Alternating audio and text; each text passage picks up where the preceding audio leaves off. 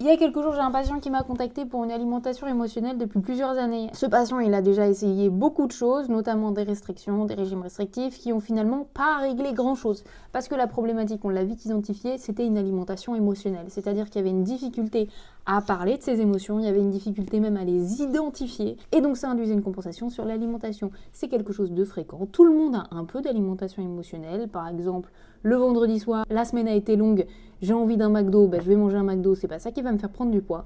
Par contre, si les émotions sont uniquement régulées par la nourriture, ce qu'on peut parfois voir quand il y a eu des antériorités de violence dans l'enfance, une famille dans laquelle les émotions étaient jamais abordées et on devait toujours cacher ce qu'on ressentait, et ça a parfois des impacts sur les comportements alimentaires. L'alimentation est devenue la seule manière de résoudre n'importe quelle émotion. Donc que ça soit de la joie, de la tristesse, de la peur, c'est l'alimentation qui prend le dessus.